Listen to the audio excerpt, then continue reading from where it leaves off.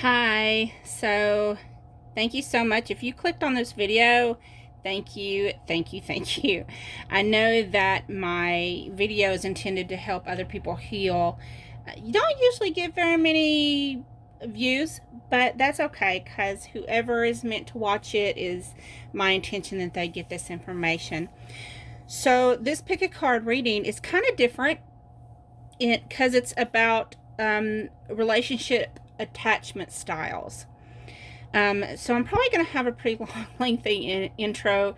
If you want to get to your timestamp, you can pick it in the description box, as well as at the end of the video, I'll have a timestamp for some great healing advice, and just some some tips and tricks and stuff. I do have to put this out here. I am not a licensed counselor, therapist, doctor, psychiatrist, psychologist. I am a tarot reader. So, with that being said, let me go ahead and tell you, pile 1 is avoidant, dismissive relationship attachment. Pile 2, anxious relationship attachment. And pile 3 is avoidant, fearful relationship attachment. So let me go ahead with this intro and explain to you what brought upon this pick a card reading. So, as I mentioned in one of my other pick a card readings, I had a little trigger. Wasn't really little. I had a trigger episode where I caused a tower moment in my relationship with my divine masculine. Well, actually, I carry the masculine energy and he carries the feminine, but he's very manly, so let's not get that mistaken. But he is my king. I'm so in love with him. But he is, if you put labels on it, he's my twin flame. And we are in union, even though I did cause a tower moment. So I had some triggers that happened, and instead of trying to look at it, evaluate it, and work on healing it, instead I did what the masculine energy sometimes does, and I changed my phone number and blocked him. But it didn't last very long. It was, I think, less than a day, less than 24 hours before we was talking and clearing things up. And he still likes to tease me about it. But so during that, it made me realize, I'm always advising people to heal their attachment codependency issues. That's part of a high-level soulmate twin flame journey, is healing. And one of the biggest things we heal is codependency and attachment styles. But here I am. I'm like, I teach that all the time. I'm evolved past that, right? No, back up. Spirit was like, you need a spanking, Billy Joe. So, yeah, Spirit and universe allowed me to have a tower moment and act like a little ass, or a big ass, however you want to see it. I'm a big girl. So, and it made me, when that happened, and Timmy is the most patient, understanding person I have ever met. He is just so amazing. And so, as I'm trying to heal this, I start researching and I realize, yuck, ew, I have an attachment style. And there's actually 4 different attachment styles. And I thought, and I just felt compelled pretty much to share this information with other people, because we hear all the time other tarot readers, and even myself, have said many times, we have to heal our attachments and codependencies and our triggers. It's good to be triggered, so that way we know what we have to heal. But we say this, but we don't never give the actual advice on how to heal it. You're like, okay, well, I got something to heal, but I don't know what the F how to heal it. So that made me start researching and studying and doing my homework on it. There's one of the people I love, my soul daughter, Brittany. She's all the time saying, yeah, but how do we do it? How do we help fix it? How do we make it better? How do we heal it? We can't just advise people or, tell people, oh, well, you got to heal something, or you're not in union because you both have healing to do, without actually telling you how to heal. So that's what this video is for.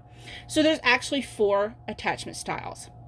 You have secure relationship attachment, which is what we all aspire to be. In secure relationship attachment, you can trust fairly easily. You're attuned to your emotions. You're capable of communicating your upsets, your needs, and your desires clearly. You lead with cooperative and flexible behavior in relationships. You're comfortable with intimacy.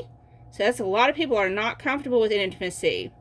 You're confident. Well, I've never been really confident, but I'm learning. You're reciprocal, and you're resilient. So I'm getting better with a lot of those, thanks to my Timmy. And of course, then we have a card on how to develop secure attachment. So you heal your shame stories, things that you feel ashamed about. We have to learn to embrace our dark with our light. And part of that is processing childhood trauma or grief, because most attachment styles develop during childhood. Ta-da!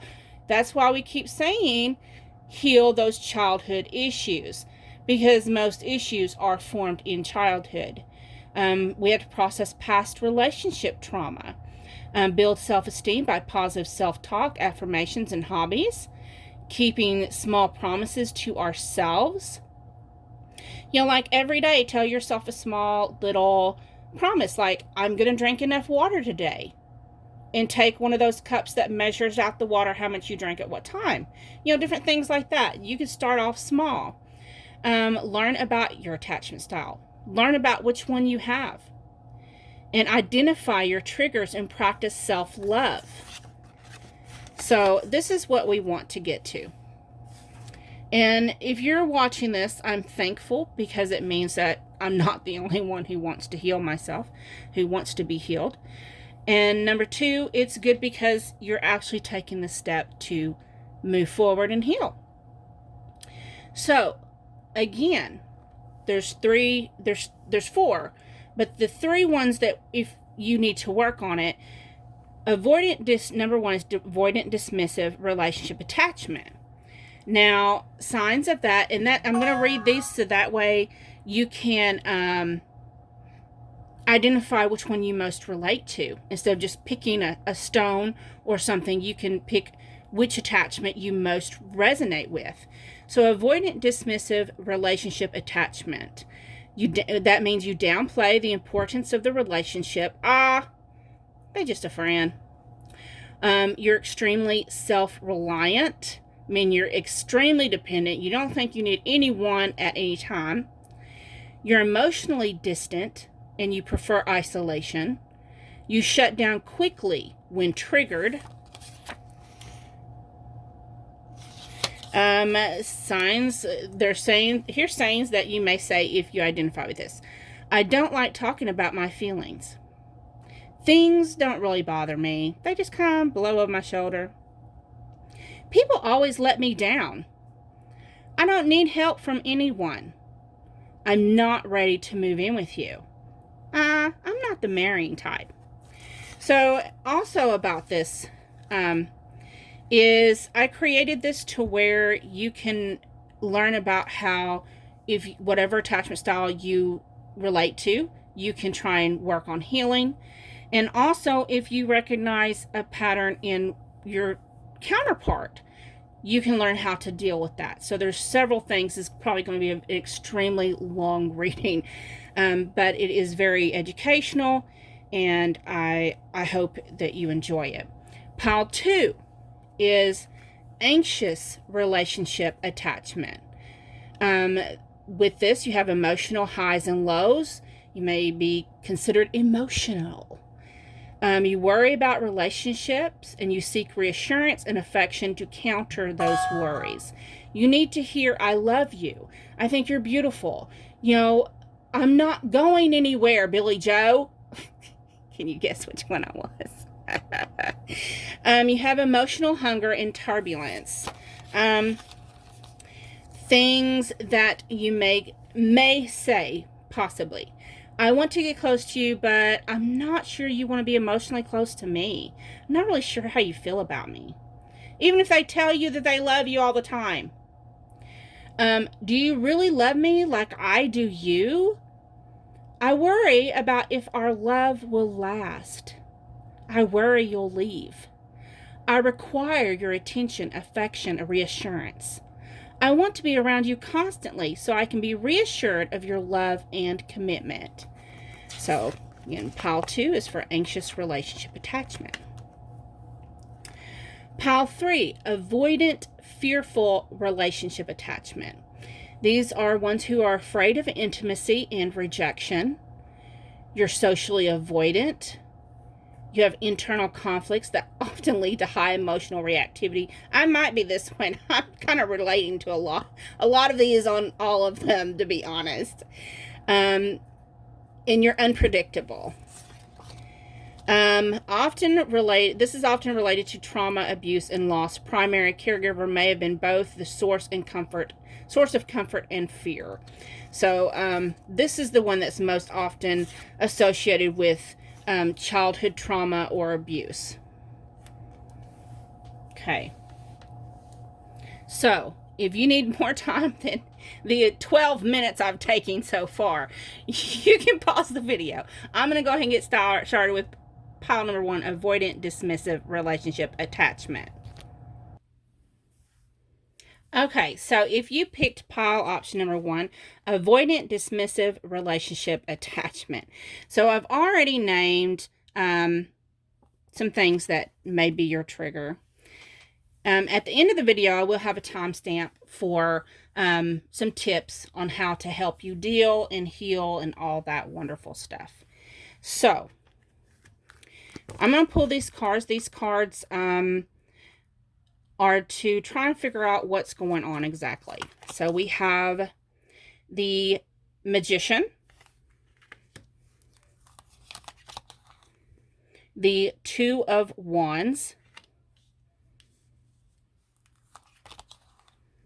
the Ace of Pentacles,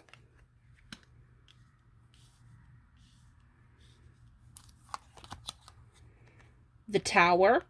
I'm trying to make it so you can see all the cards here.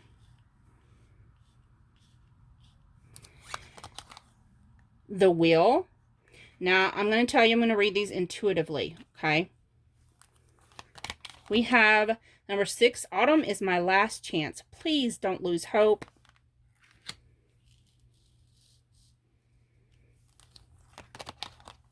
Balance. I bring a state of perfect harmony into my world, and I do so without judgment. Responsibility. You are aware of the power of your thoughts and the amount of love you express. You'll find what you seek. And kindness. Okay, so let's see here. So, let me get my bearings on this for just a little bit.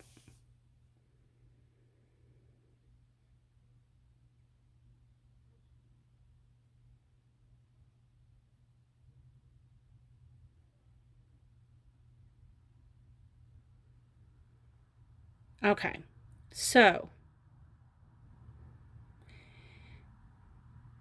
when it comes to other people, it seems like you wear a mask.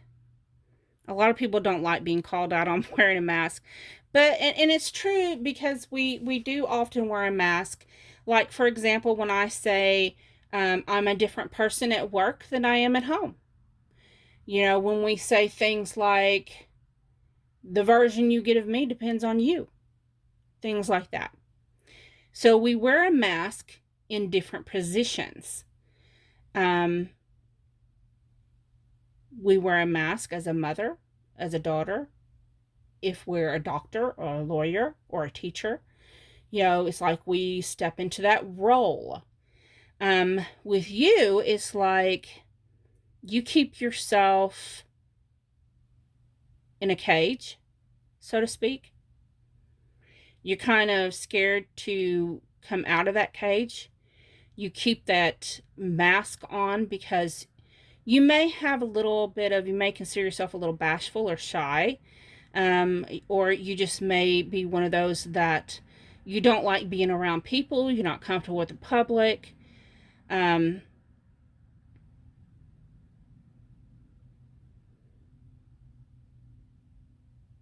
You're your own best company, is what I'm hearing.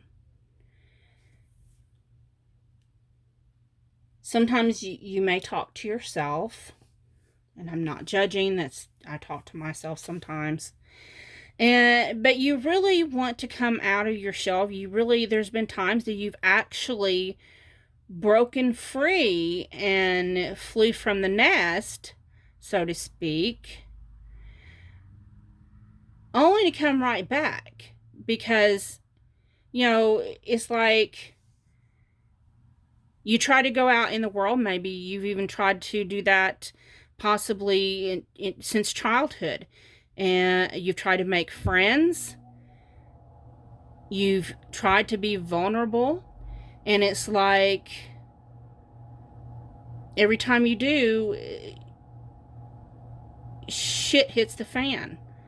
And it's like, because we have the tower moment. So it's like, you build something with somebody, a friendship, a deep friendship or a connection, and you end up, it's like her, she's getting pincushioned. She's like, it's like she's being one of them, like in science and biology, when we have to do an insect collection, and then, the insects don't live, them beautiful butterflies, they don't live through that. You get pincushioned, and, it's like you're on that spinning wheel, and it's just, to me, I'm not seeing it as, usually I see the wheel as good fortune, but here I'm seeing it as, standing there like on a dartboard and getting darts thrown at you. You may have been made fun of, talked about, but hurt. You've been deeply hurt. And so now you end up going back into that cage. But, with this number 6, please don't lose hope. Autumn is my last chance. It's like, now it's like there's someone, maybe even be your twin flame, or a divine counterpart of some sort. But it may just be a deep, deep friendship. But the point is, someone has come into your life that you really want to give it one last go. You want to try again. But the thing is, to try again, you're going to have to open up your heart space and become vulnerable. But you really don't want to do that. And I think for a lot of you, you kind of talk down about yourself a lot. You think maybe you deserve how other people treat you. Because she looks so sad. Of course, I think a lot of these cards look sad, but, and I get with the balance is that, the judgment is sticking out to me. So remember not to judge yourself harshly. Lots of times when trauma, especially if it's in our childhood, there's attachment issues, I don't want to play into the victim role, but, and if you are a victim, you have to release that. You have to forgive yourself. You have to forgive the other people. And it's for your own good, not for theirs. It's for yours. And all the negativity you've heard being spoken to you, about you, you have to release that. That's not who you are. You need to, stop with the self-negative talk. Know that your thoughts are very powerful. And what we think, we manifest. So it is your responsibility to make sure you manifest your best life. And that starts with shifting your thoughts. You'll find what you seek. And it says, if you've ever suddenly found and been loved by someone amazing, awesome, fun, and fantastic, chances are astronomical you will again. If you haven't yet found such a person, chances are astronomical you will. It's up to you, the universe. So it's up to you to open up your heart space. And then we have this kindness, and is the number 37, which breaks into the number 10, which breaks into number 1. So it lets me know that there's a chance here for a fresh start.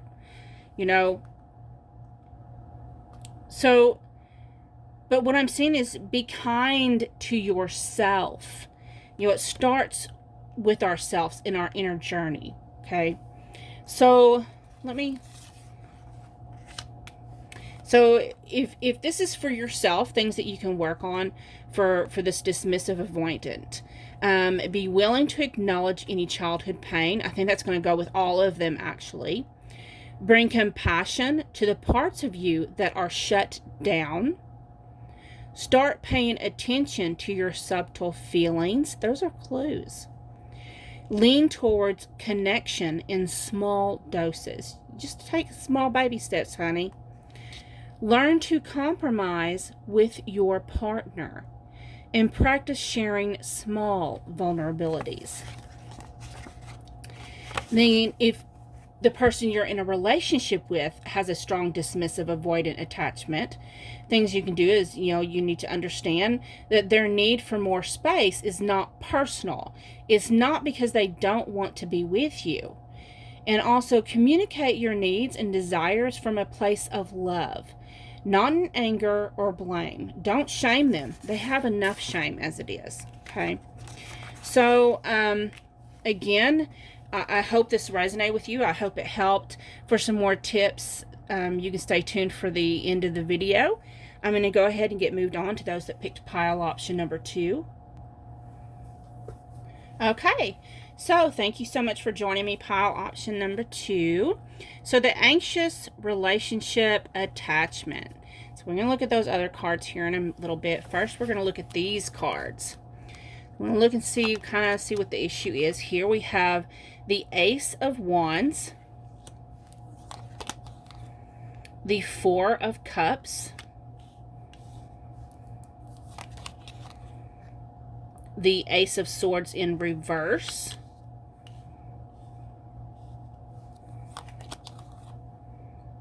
the Hierophant,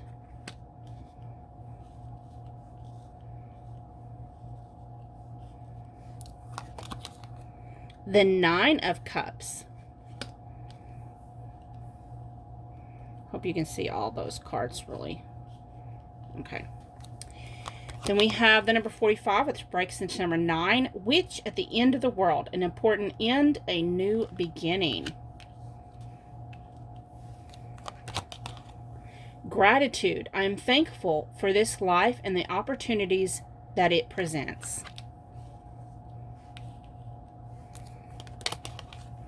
Denial.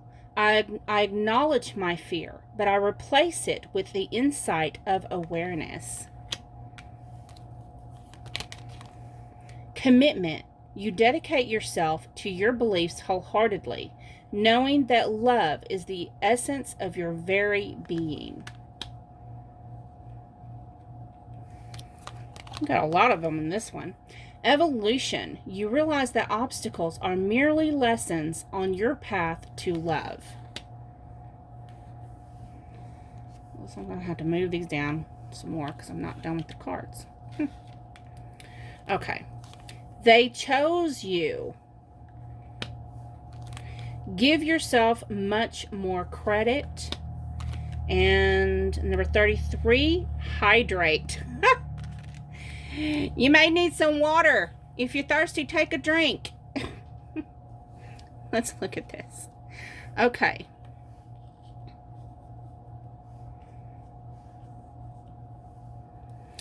So, the Ace of... Now I'm going to tell you, I'm going to read these intuitively. So, you've been extremely guarded. You guard your heart. You guard your passions. It may have stunted your creativity. If you're a creative person like myself, you may have kind of been in a little rut with your creativity, and that's because when you're closed off and you're kind of guarding your heart space, it causes blockages in the lower ones as well. You may be someone who's been not in a relationship in a while, probably because maybe you don't trust the opposite sex or the same sex, as however it resonates, whatever you're attracted to. You've been hurt, and instead of coming out of your bubble, you're just like in a little pity party, a little victim party about, oh, poor me. And I'm talking to myself too, because this is the one I resonate with, okay? So I'm not picking on you. You may be someone that you don't have very many friends, if you have any at all. You don't like socializing. You don't like going out in public. You may not even like social media. You just, because you're so overprotective of yourself. But I'm getting that because you got some ones here. You got the number 33 here. I'm sensing that a lot of you may have just, you may have discovered you're on a spiritual soul connection. And if you resonate with that, and you're learning that you're not as well orally communicative as you thought you were. Those that resonate with this pile, you probably have great oral expression, oral communication, but when it comes to this other person, it's like, or anyone else, you may not like confrontation, that type of communication. Like, you don't like confrontation, and you may worry, if you say things that's displeasing you, or you're not happy about, or that you're uncomfortable or insecure about, if you voice those, they may run. They may not stay with you. You may lose them, and you don't want to do that, because you found someone that you really, really like, and you want to open your heart space up, and you want to let them in, but you're just going in circles because you're not addressing the issue, because you're not really going within. So you really have to go within on this. You're going to have to, you see with this card, it says hydrate, but if you see, look, water has to do with your emotions, right? Here she is, she's evaluating, she kind of stuck her finger and she's watching the ripples. So she's looking at what triggers that emotions and what causes the ripples. See how she's evaluating and looking at it. And that's what you're really going to have to do. You're going to have to go within, like the hermit, go within and look at your inner child and see what you need to heal to help you come out of your bubble, to help you unguard yourself, to help you turn the reversal upright, okay? So that way you can speak your needs. You probably need to do some more self-care, because when I see this is the Nine of Cups, wishes coming true. But in order to do that, you're going to have to start with yourself first. You have to do that healing. I know for me that when I get overwhelmed, I'm going to put it like that. Like, if I go to Walmart, I get highly overwhelmed. Sometimes it's debilitating because I'm so highly empathic, and because I don't like letting people in. So, that too. So I have to take salt baths. Honey is good in a bath. But it has to come with self-care and learning to love yourself. Um, I do think that because you have this 9, you have the 45, which breaks into 9. I really think, and it says an important end, a new beginning. So I think the hardships, you're getting to a spot where you're able, that's coming to a close. So that's good news. It's good news. You've acknowledged what needs to be healed, and you're actually trying to do that now. Learn to always have an attitude of gratitude. Be thankful for the opportunities that you're being given. And be thankful for the things you've been denied, that you haven't been able to have. It's good that you're acknowledging your fear, and you're learning more about what your triggers are. Commitment. Be committed to yourself first. Your self-healing first. Learn that you are just as important as the other person in this connection. And if they truly love you, and that's something I really learned with Timmy, he really, really does love me. And he encourages me to always speak my truth. He tells me all the time, get out of my head. Stop doing those arguments in my own head. And so I have to learn to be committed to myself, and committed to my self-care, and acknowledge that my needs are just as important. What's meant to be for me is already mine. Evolution. Don't allow those, we get triggers, but don't let those triggers turn into stumbling blocks. Turn them over and use them as stepping stones to evolve and grow and learn. It says they chose you. You might not readily believe this. It might even spook you a bit. But there are those who chose this very lifetime, in large part knowing you'd be there. No, that's what we call a reputation. Hugs, the universe. So the people who's in your life, know that even before they were born, they chose to be in your life. They made that choice. They wanted the experience, whether good or bad, they wanted that experience with you. And it is just an experience. It's an experience that we have in this lifetime so that we can learn and evolve, good or bad. It says, give yourself much more credit. A stranger than strange, preponderance to ponder. Those in great relationships aren't always those who are good at relationships. And those in challenging relationships aren't always those who are bad at relationships. Oh, see, wow! Even though I use preponderance ineptly, this one is really good. Please ponder, the universe. So, in retrospect, I think that you need to understand that you are worthy of love. You are lovable, and you have a lot of love to give. So let's look at these little cards here. It says, for yourself to work on. Be willing to acknowledge any childhood pain. That's going to be with all of them. Examine your triggers and question the validity of your fears. Be compassionate to the parts of you that feel abandoned. Learn to express your needs directly. Share your abandonment fears with those who earn your trust. Learn to own when you project or act out your fears in unhealthy ways. I had to own up to my tower moment, my trigger. I had to apologize to Timmy. I did. Still apologize.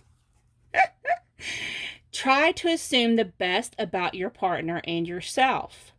Avoid negative thinking, self-talk. Think positive, shift those thoughts. Practice mindfulness, self-acceptance, and self-love. Cultivate friendships and hobbies outside of the relationship. I know I wrote it out and you can probably read it, but just in case you can't read this horrible handwriting, I am reading it to you. And then we have, if you're in a relationship with someone with strong anxious attachment, try to understand they have trouble directly communicating their needs and concerns. Positive reassurance can help them tremendously, especially when they are upset. Lovingly set boundaries. A way to try to understand their fear of abandonment is to become curious about their experiences. Learn about it. Learn and find out more. And now, if you're interested, I will have a timestamp in the description box for where you can find more tips, okay, for healing. So thank you so much for watching. I'm going to get moved on to those that picked pile option number 3. Okay, hello. Those of you that chose pile option number 3 with avoidant, fearful relationship attachment. Let's take a look and see what is going on with you.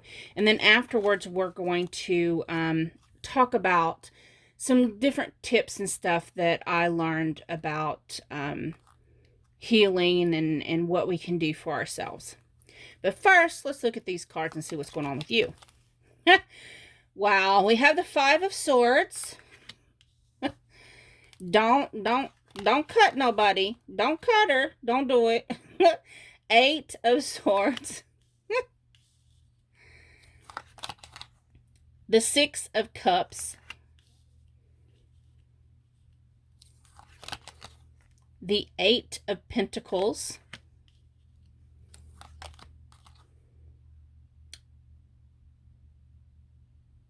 I want to say Justice. Yeah. I went blank. I always go blank on that one. Number 16, which breaks to number 7. Angel de los Muertos. Transitions to the spirit realm. Number 31, which breaks to number 4. Lady with a Bosch egg. Ancient wisdom.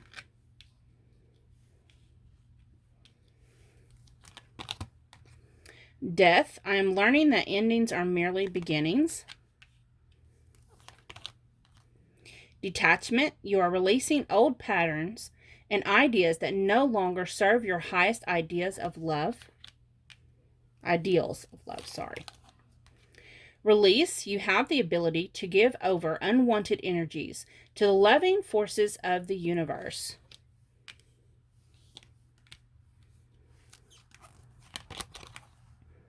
Ownership. You acknowledge your misdeeds and accomplishments alike and learn to love them all as lessons.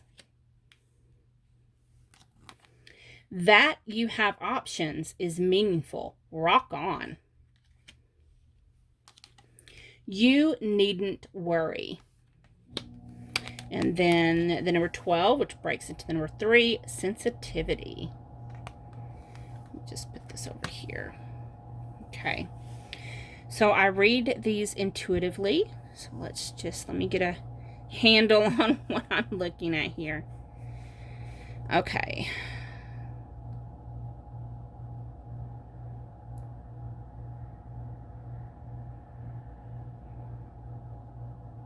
Okay. So I'm hearing that saying in my head, please excuse my language.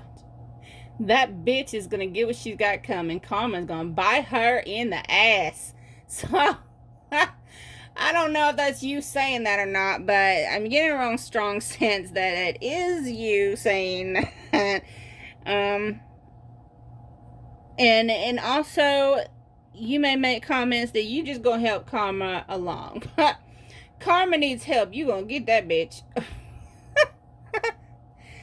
Okay, so what I'm looking at, and I laugh a lot, but this is really a serious, what I'm looking at seems to be something very, very serious, and I'm not laughing at you or your situation. Please acknowledge, please know that, not acknowledge it, but please, know that I'm not laughing at you. I just, I'm high vibrational and I laugh a lot, sometimes at inappropriate times. So You have a lot of death in this reading. And so you may have, you may be grieving a death, possibly from your childhood. That's not going to resonate with everybody, but some people will get that. Some of you may have went through traumatic divorce, because sometimes divorce feels like death. But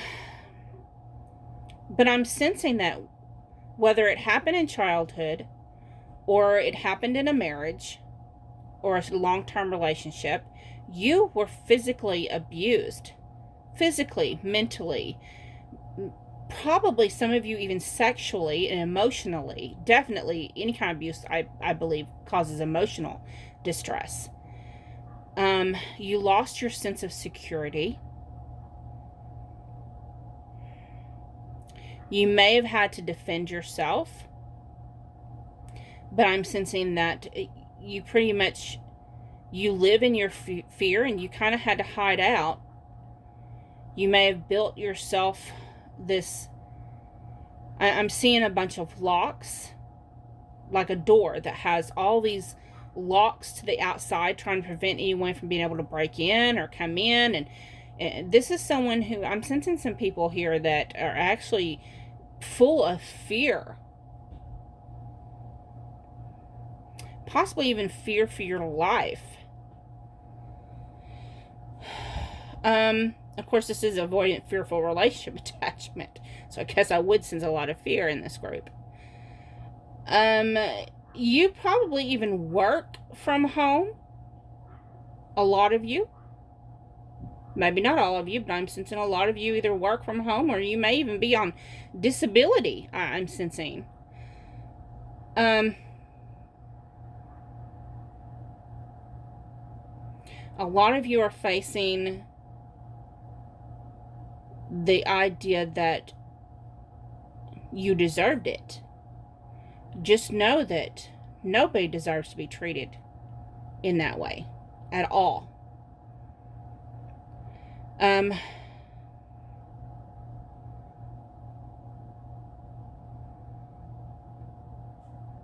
You do want to heal, though. You also may possibly be empathic, where you can feel other people's pain. And this may cause you be, now also only take parts of the message that resonate, but it may cause you to be a little bit debilitated when you try to go out in public. So I think part of your healing process has to do with, first of all, releasing the victim mentality, and learn to tell yourself that you are safe.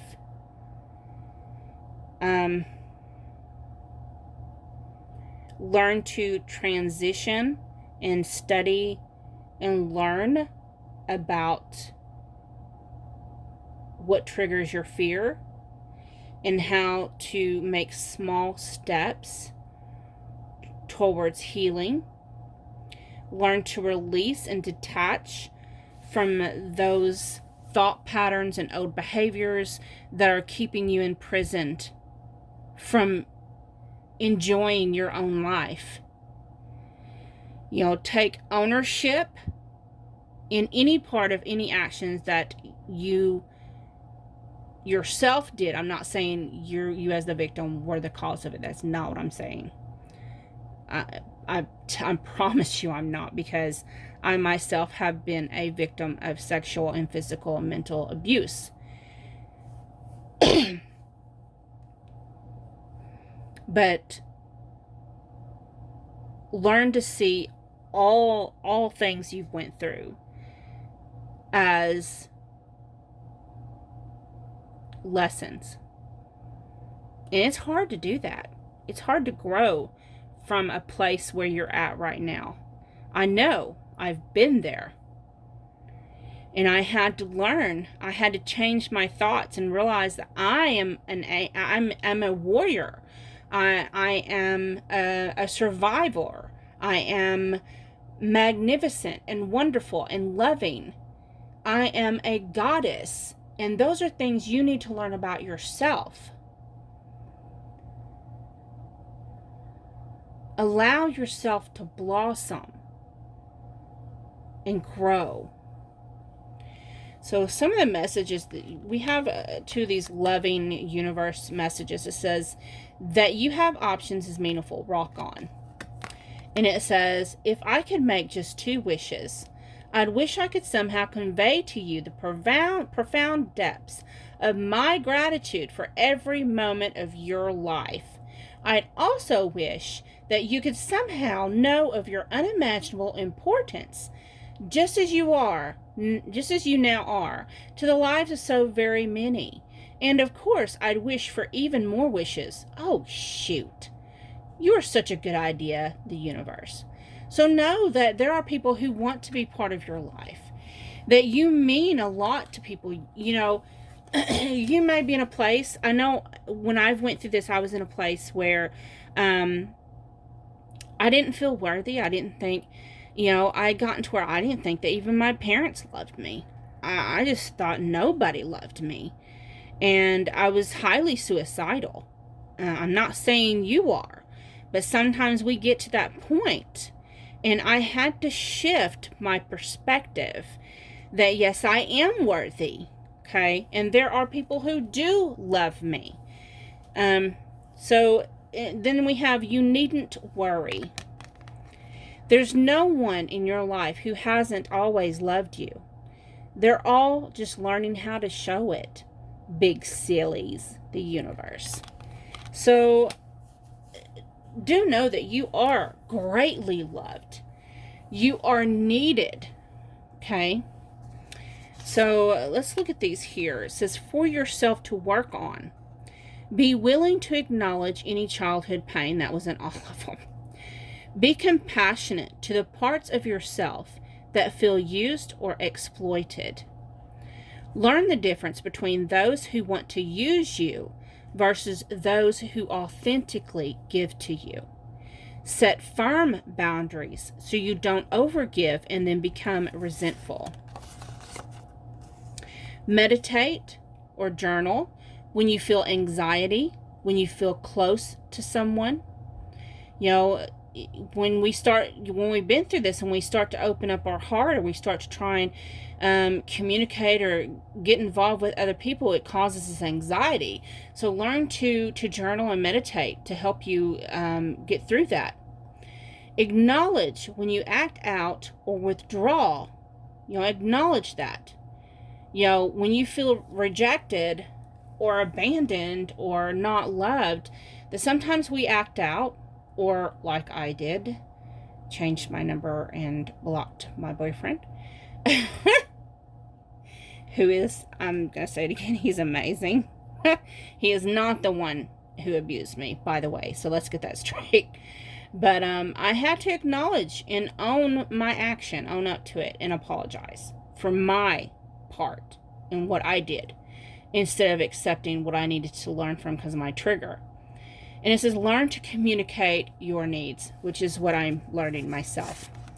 And then it says, if you are in a relationship with someone with strong, fearful, avoidant, these are things that you can do. Educate yourself about this type of attachment so you don't take their triggers personally. Make a genuine effort to heartfully understand your partner's fears and concerns. Understand that the closer you get to them, the more chance they could get triggered.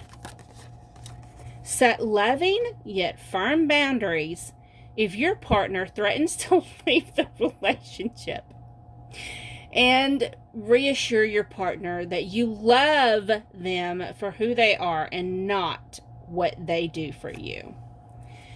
So, if you'd like to stick around, I'm fixing to get these out of the way so that way I can give you some tips and tricks and little ideas that I found to help you along. Okay? Thank you so much for watching. Okay, so thank you so much for sticking with me to the end of the video. So there's several things that can be considered trauma that we don't realize is trauma, okay?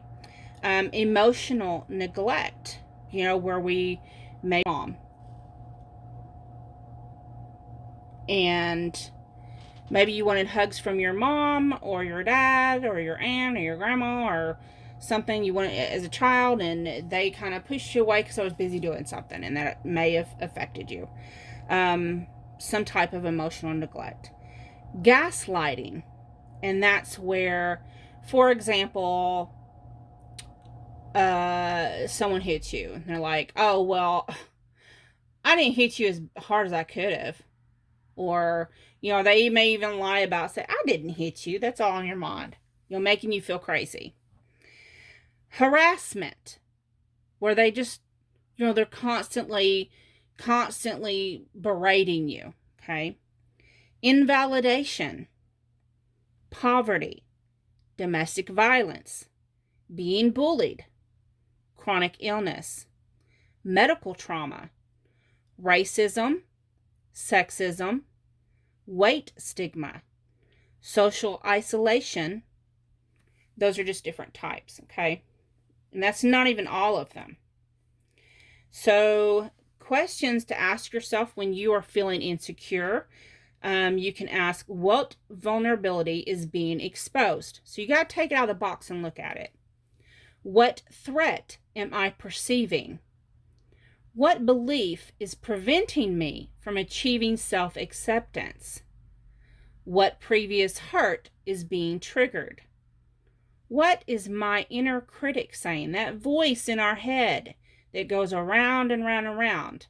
What is it saying? Write it down. And like if it's saying, nobody loves you. Write it down and say, change it. Say, yes, I am loved. Okay? You're going to have to stop that. Okay? How can I offer myself love in this moment? So look and see how you can do things. How can you grow from triggers? First of all, you got to know what is a trigger. A trigger is an unhealed wound. Okay? So that's when something happens and we get upset, we get angry, we get hurt, and it's caused by something that we haven't healed from our past. Okay? So first thing you need to do is acknowledge it. Allow yourself to feel that. Take a deep breath and take a pause. Okay? And then, because the reason why you want to take that breath and pause is because you don't want to react. Okay?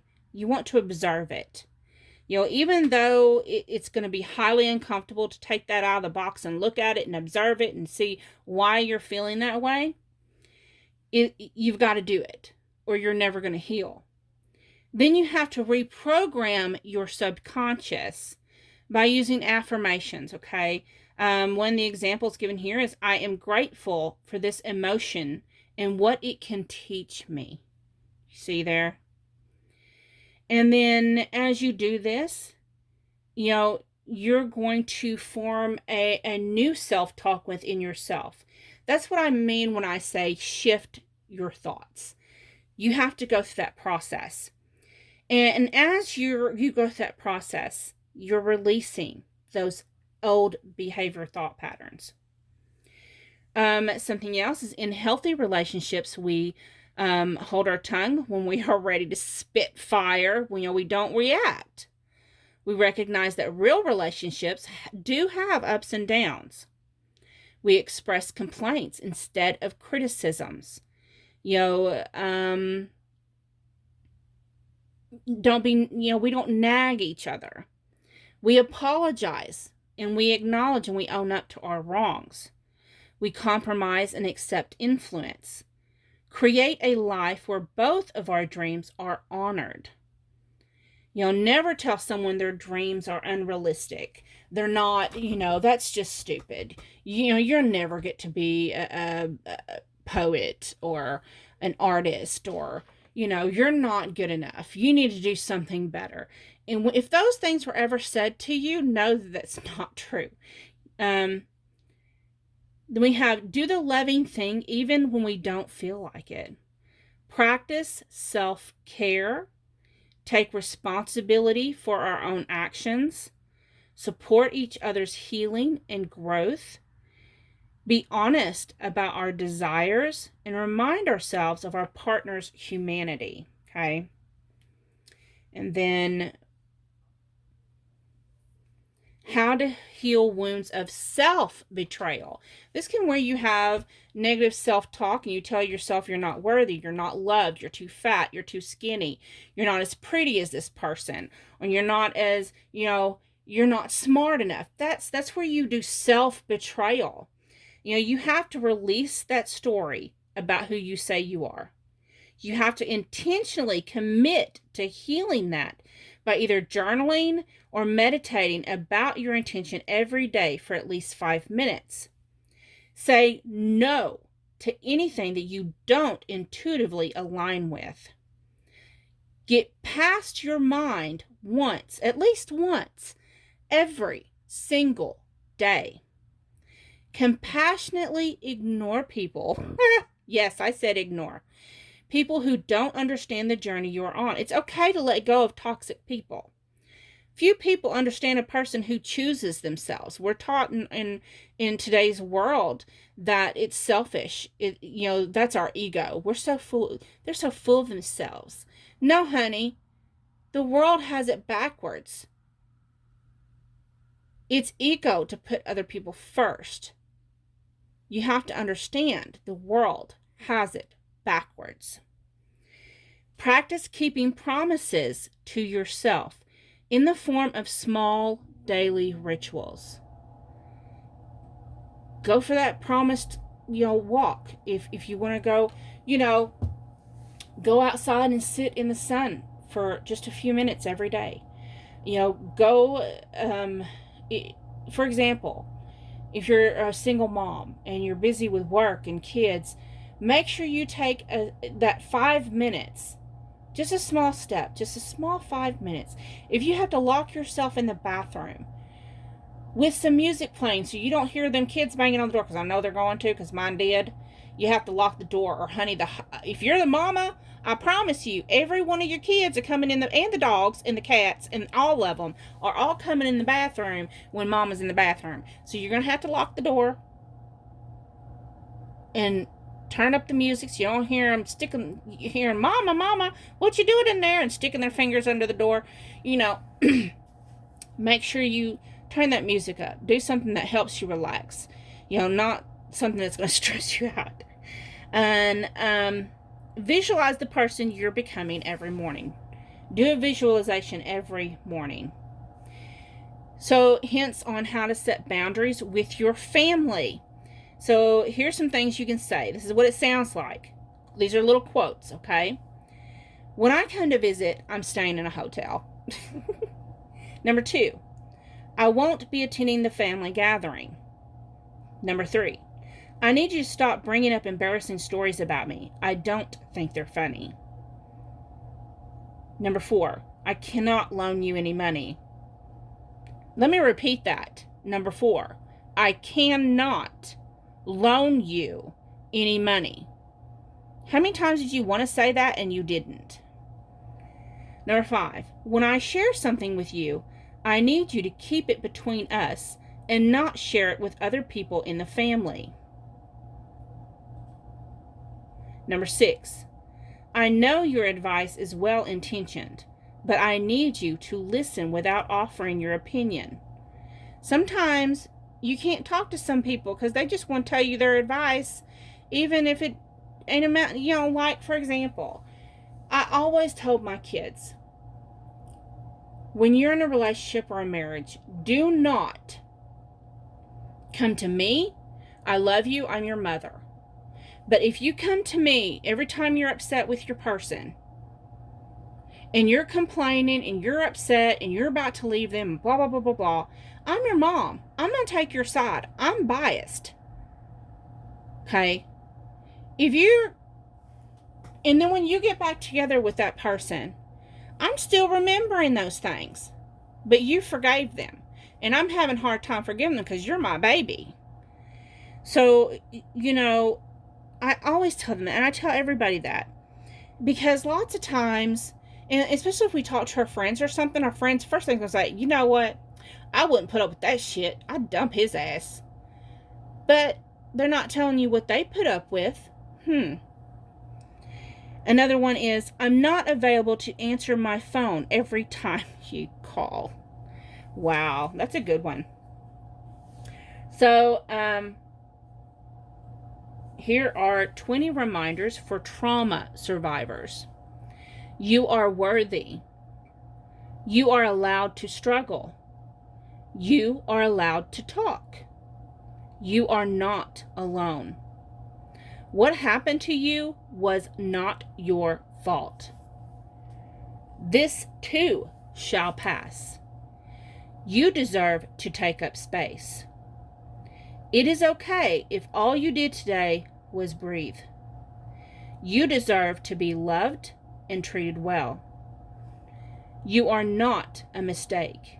You are not fundamentally flawed. You don't need permission to exist.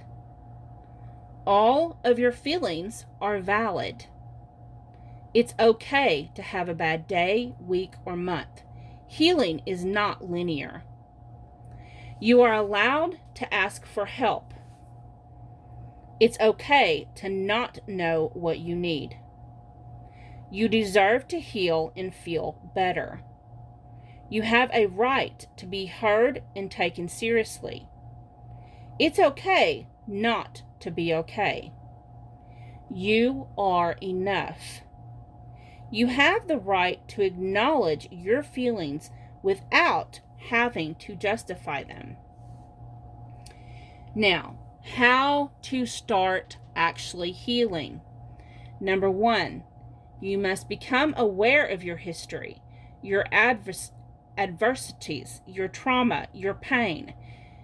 If you don't know, if you can't feel it, you can't heal it. Number 2, decide whether you are ready to commit to healing. Start exploring your inner world and prepare yourself for the healing process. What is it that you want to heal? Number 3, do your research. Learn more about what has hurt you, how it came about, the mechanisms behind it, the influence it has had on you, and the recommended healing modalities. Research the healing modalities. Find and choose what resonates with you. Number 4, take action. Go do that talk therapy, somatic work, inner child work, meditation, yoga, aromatherapy, creative therapies, movement, etc. But commit to your practice. Work through any resistance. Number 5, reflect. Reflect about once a week. That's why it's good to have a journal as you're on your healing journey. How are things going? Is it working like you would like it to? Does it bring you what you need? Or does it need change? Do you need to change? Do you want to add something new? If so, go back to steps 2, 3, and 4. Realize that step 5 and the loop back to step 2, 3, and 4 can go on for years. Healing doesn't happen overnight. It's a continuing process. And number 6, healing occurs. Transcendence into a state where the pain is no longer actively controlling you, and you can go about life without having to constantly think about and actively directing your way of doing and being. So, and then how to recover from an emotionally abusive relationship. Number 1, you acknowledge what occurred. Number 2, stop blaming yourself for allowing it to happen. Number 3, process how you were impacted, how it changed you. 4, rebuild your confidence and self-esteem. If you have to look in the mirror every day and tell yourself those affirmations. Do it.